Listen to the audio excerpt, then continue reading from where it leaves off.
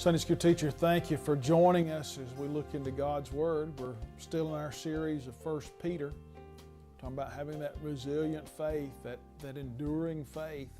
I know that these verses have been a challenge for you, and I pray that over the past several weeks, your Sunday School class is growing, not only spiritually because you're looking into God's Word, but I pray that you're growing numerically, that you've enrolled new members and that you've included newcomers in the Bible study.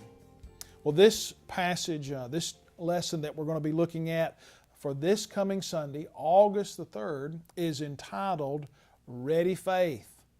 The point of this lesson, coming out of 1 Peter chapters 3 and chapters 4, the point is suffering brings opportunities to point to Jesus.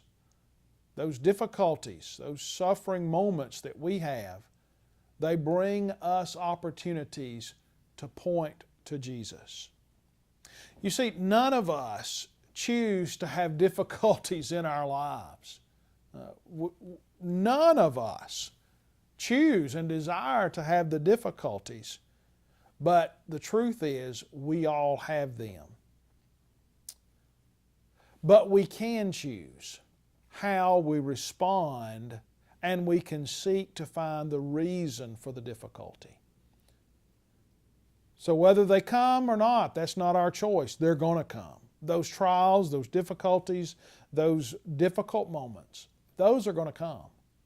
But how we respond to them and finding reason for those, we can be involved in that.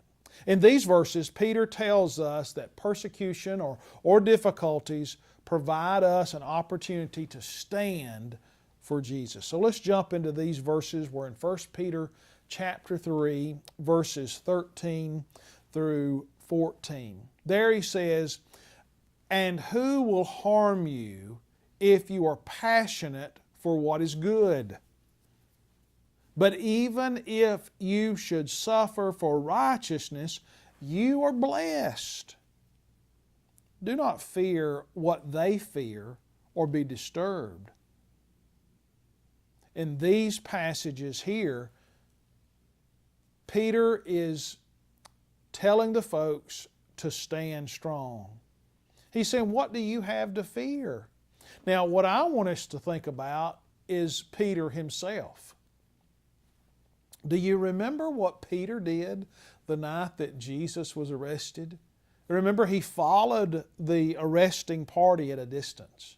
And as they took him into the interrogation area, he stood out.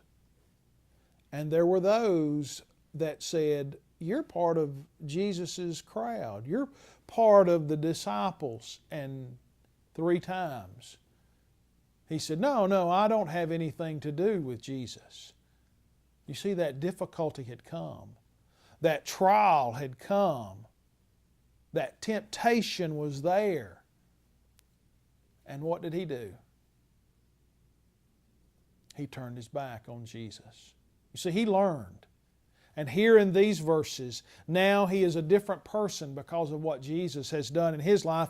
And he's saying that we need to stand strong.